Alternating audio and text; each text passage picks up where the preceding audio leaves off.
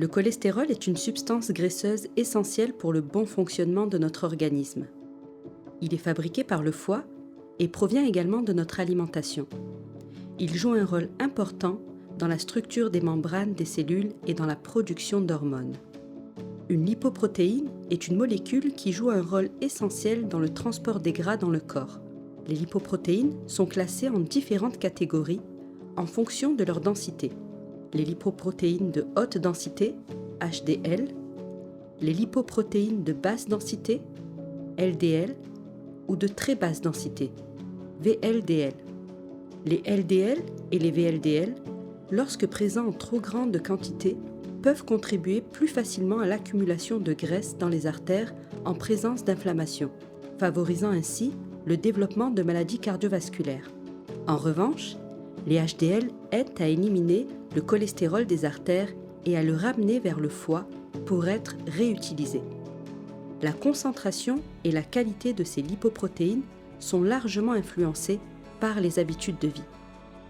La LPA est une lipoprotéine formée d'un LDL lié à une protéine appelée apolipoprotéine.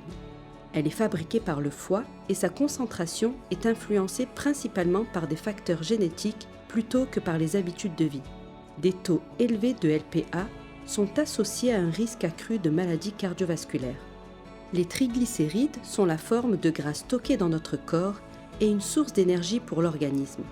Leurs concentrations peuvent aussi largement être influencées par les habitudes de vie. Les comportements qui ont le plus d'influence sur la concentration de lipides et sur l'état inflammatoire ayant un impact sur la santé vasculaire sont nombreux. Par exemple, une alimentation saine est grandement efficace pour améliorer le profil d'inflammation et du bilan lipidique, c'est-à-dire faible en glucides transformés, en alcool et en gras végétaux hautement transformés ou gras trans, et riche en légumes et en fruits, en grains entiers, en noix et en graines et en protéines de bonne qualité. 2. L'activité physique modérée et régulière peut contribuer à augmenter le taux de cholestérol HDL et à réduire les taux de cholestérol LDL et de triglycérides. 3.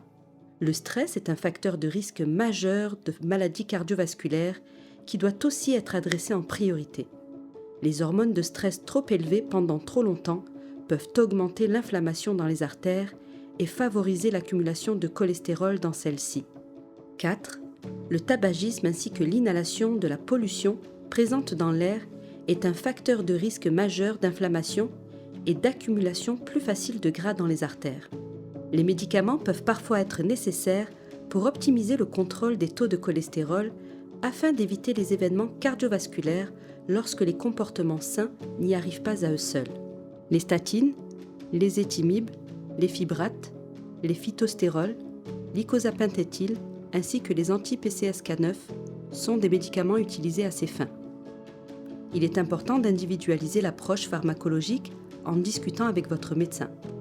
Vous avez beaucoup plus de pouvoir que vous ne le pensez pour optimiser votre bilan lipidique.